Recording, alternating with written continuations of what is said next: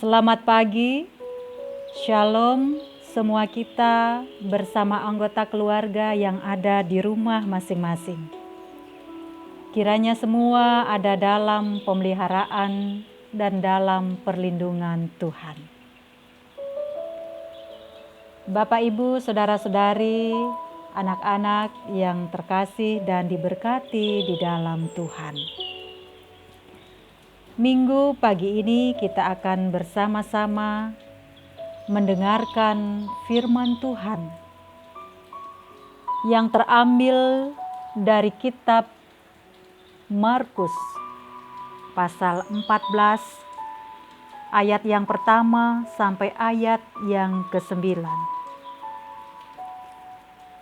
Demikian firman Tuhan. Rencana untuk membunuh Yesus. Hari Raya Paskah dan Hari Raya Roti Tidak Beragi akan mulai 2 hari lagi. Imam-imam kepala dan ahli-ahli Taurat mencari jalan untuk menangkap dan membunuh Yesus dengan tipu muslihat. Sebab mereka berkata, "Jangan pada waktu perayaan, supaya jangan timbul keributan di antara rakyat." Ketika Yesus berada di Betania di rumah Simon si Kusta dan sedang duduk makan, datanglah seorang perempuan membawa suatu buli-buli pualam berisi minyak narwastu murni yang mahal harganya. Setelah dipecahkannya leher buli-buli itu, dicurahkannya minyak itu ke atas kepala Yesus. Ada orang yang menjadi gusar dan berkata seorang kepada yang lain, "Untuk apa pemborosan minyak narwastu ini? Sebab minyak ini dapat dijual 300 dinar lebih dan uangnya dapat diberikan kepada orang-orang miskin." Lalu mereka memarahi perempuan itu. Tetapi Yesus berkata, "Biarkanlah dia. Mengapa kamu menyusahkan dia? Ia telah melakukan suatu perbuatan yang baik kepadaku. Karena orang-orang miskin selalu ada padamu, dan kamu dapat menolong mereka bila mana kamu menghendakinya. Tetapi aku tidak akan selalu bersama-sama kamu." Ia telah melakukan apa yang dapat dilakukannya. Tubuhku telah diminyakinya sebagai persiapan untuk penguburanku. Aku berkata kepadamu, sesungguhnya di mana saja Injil diberitakan di seluruh dunia, apa yang dilakukannya ini akan disebut juga untuk mengingat dia. Demikianlah pembacaan firman Tuhan pada minggu pagi ini. Berbahagialah orang yang mendengar dan melakukannya. Bapak, Ibu, Saudara-saudari, anak-anak, anggota keluarga yang ada di rumah kita masing-masing. Minggu pagi ini kita telah memasuki Minggu Sengsara ke-6 atau Minggu Palmarum. Sebuah peristiwa yang mengingatkan dan mengajak kita untuk mengenang bagaimana Yesus memasuki kota Yerusalem yang disambut dengan begitu meriahnya, yang disambut dengan begitu girangnya, dengan ungkapan Hosana, Hosana, Hosana. Diberkatilah dia yang datang dalam nama Tuhan, Raja Israel. Demikian juga dalam pembacaan kita pada pagi hari ini. Kita diperlihatkan bahwa ada banyak cara bagaimana orang mengungkapkan isi hati atau perasaannya.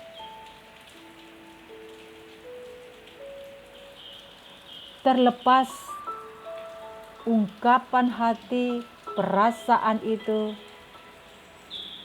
berasal dari sebuah ketulusan atau berangkat dari sebuah kepura-puraan atau kemunafikan. Bapak, Ibu, dan saudara-saudari serta anak-anak yang diberkati dan dikasihi oleh Tuhan kita. Firman Tuhan pada pagi hari ini juga mau memperlihatkan itu. Bahwa ada seorang perempuan yang datang kepada Yesus. Saat itu Yesus sedang berada di rumah Simon yang disebut si Kusta dan makan bersama-sama dengan orang-orang pada waktu itu. Perempuan itu datang, kemudian dia memecahkan leher dari botol itu. Kemudian ia mencurahkan sebuah minyak yang begitu harum, minyak yang begitu luar biasa kalau dari sisi ekonomi harganya. Ia meminyaki kepala Yesus. Sikap atau respon reaksi orang-orang yang ada di sekitarnya jelas dikatakan bahwa sangat gusar, sangat marah, sangat tidak suka. Mereka mengatakan dan menuduh perempuan itu bahwa itu adalah sebuah pemborosan. Dan lebih baik diberikan kepada anak yatim piatu atau diberikan kepada orang-orang miskin.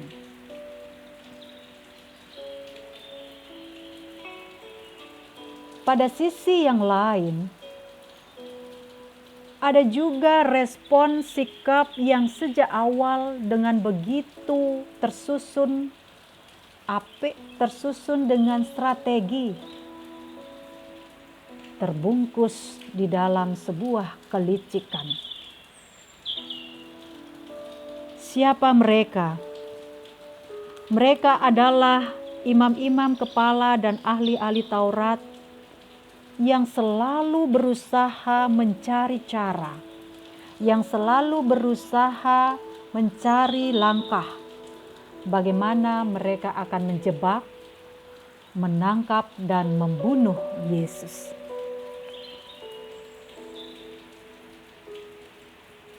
Dari apa yang dilakukan dalam kisah beberapa orang ini, kita dapat melihat bahwa orang-orang banyak atau beberapa di antara mereka yang menegur perempuan itu, apakah dia benar bahwa ia memang memiliki kepedulian hati untuk menolong orang-orang miskin atau orang-orang yang ada di sekitarnya, orang-orang yatim piatu? Lalu apakah yang dilakukan oleh perempuan yang meminyaki, yang mengurapi Yesus adalah sebuah tindakan yang tidak pantas? Melalui ungkapan respon dari semua itu, Yesus menyaksikan setiap sikap-sikap yang telah ditunjukkan orang-orang pada waktu itu kepada Dia.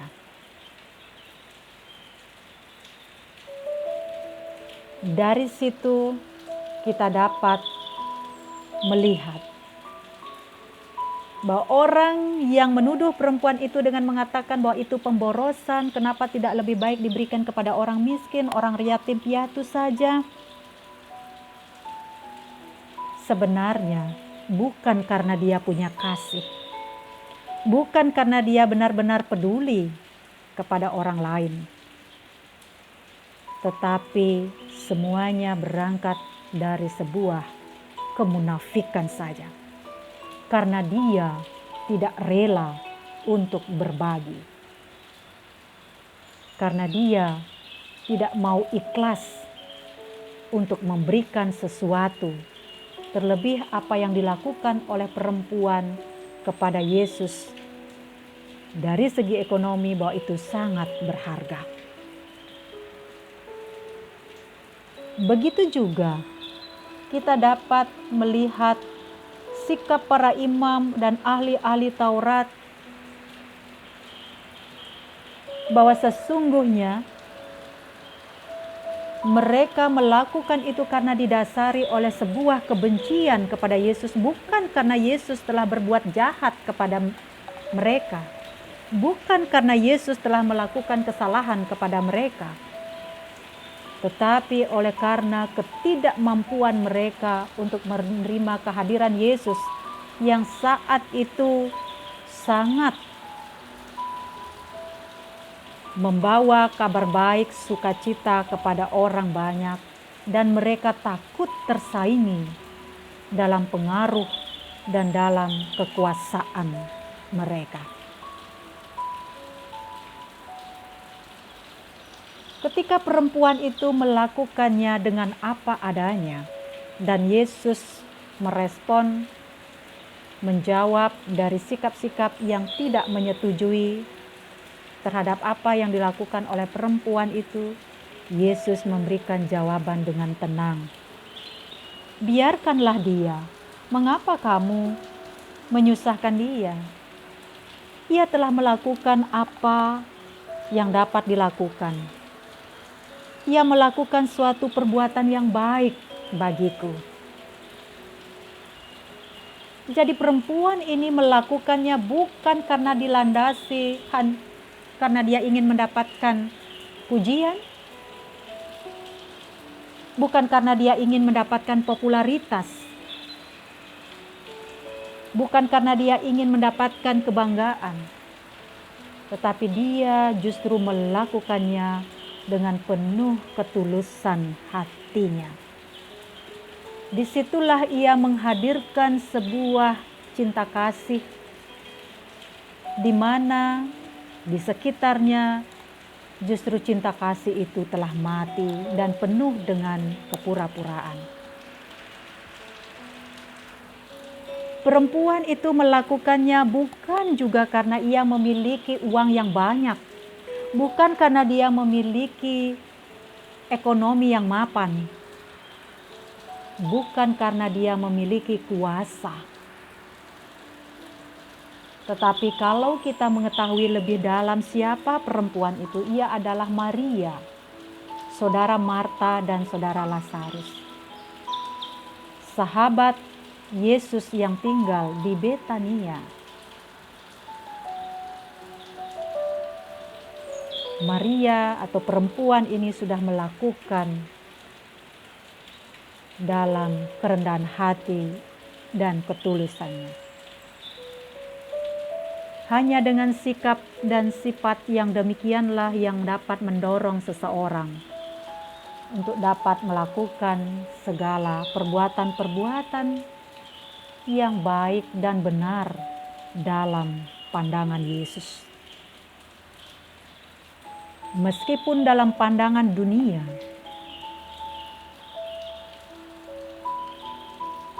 apa yang dilakukan oleh orang-orang yang menegur perempuan itu seakan-akan itulah yang benar. Tapi sesungguhnya justru itulah yang tidak dikehendaki oleh Yesus. Melalui firman Tuhan pada pagi hari ini, kita juga diajak untuk merefleksikan dalam konteks bahwa kita semua mengetahui masih sedang berada dalam wabah virus corona ini. Ada banyak peristiwa, ada banyak kisah, ada banyak respon, ada banyak cara, ada banyak sikap yang bisa orang munculkan dalam menyingkapi wabah ini. Mungkin ada yang bersikap apatis, ada yang bersikap hampir berputus asa. Bahkan juga mungkin mereka hampir kehilangan pengharapan. Melalui firman Tuhan pada pagi hari ini kita diajak untuk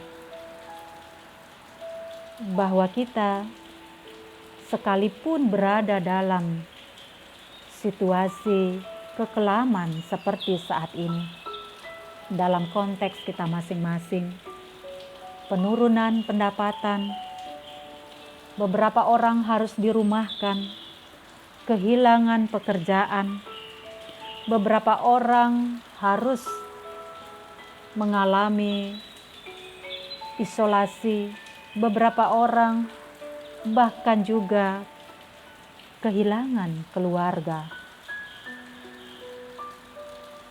akibat dampak dari virus ini. Tuhan mengajak kepada kita seperti apa yang dilakukan oleh perempuan yang mengurapi Yesus. Ia tetap datang berserah, dia datang dengan penuh kesungguhan dan ketulusan membawa dirinya dengan segala apa adanya. Dan kita percaya dalam situasi wabah corona ini, ada satu hal, bahwa Tuhan tidak akan membiarkan ini terus berjalan. Dan akan tiba waktunya bahwa semua ini akan terhenti dalam kedaulatannya, dalam kasih sayangnya. Dan itulah yang juga menjadi selalu pengharapan kita, doa kita, agar ini segera pulih. Dalam situasi yang seperti ini kita juga diajak, mari kita tetap memiliki kerelaan hati untuk berbagi. Keikhlasan untuk melihat bahwa ada saudara-saudara kita yang perlu kita bantu. Ada saudara-saudara kita yang perlu kita tolong. Meskipun kita juga tidak selalu dalam keadaan yang baik-baik saja. Tetapi orang-orang di dalam Tuhan tidak akan membuat kita dengan situasi ini kita menjadi sulit untuk berbagi kebaikan. Karena sesungguhnya kebaikan yang Tuhan berikan bagi kita tidak pernah ada habisnya. Tuhan selalu memelihara kita. Tuhan akan selalu menolong dengan caranya. Seperti apa yang dialami oleh seorang perempuan, seorang janda di Sarfat. Terjadi kekeringan di negerinya dan ia tidak mempunyai cadangan makanan.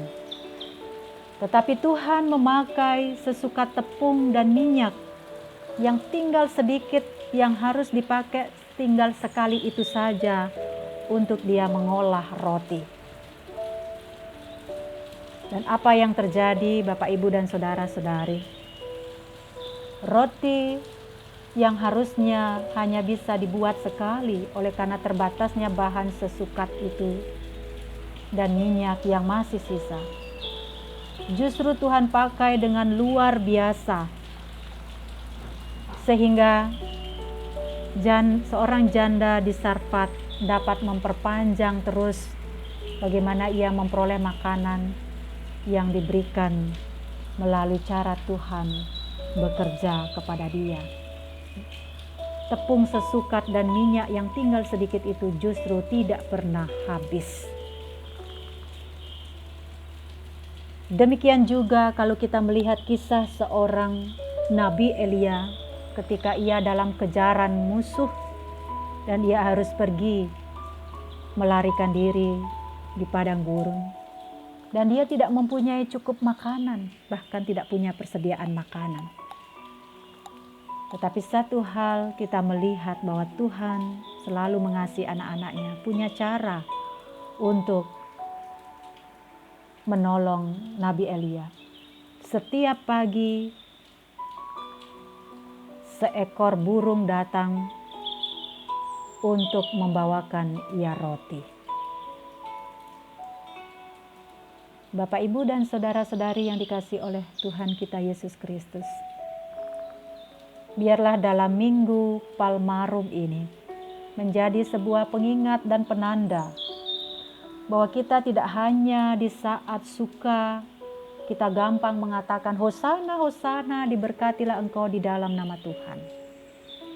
Tapi dalam situasi kondisi yang sulit sekalipun, biarlah kita tetap memiliki hati yang sama, hati yang tidak pernah berubah, bahwa kita punya ketulusan dan kerendahan hati untuk selalu mau berserah dan datang kepada Tuhan, memberikan yang terbaik, melakukan apa yang baik menurut kasih karunia Tuhan.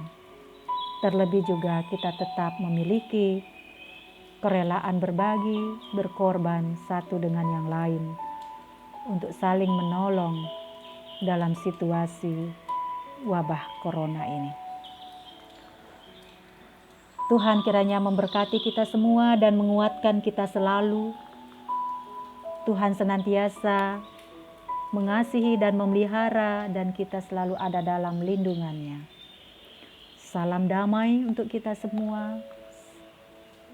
Salam sehat. Tuhan Yesus memberkati.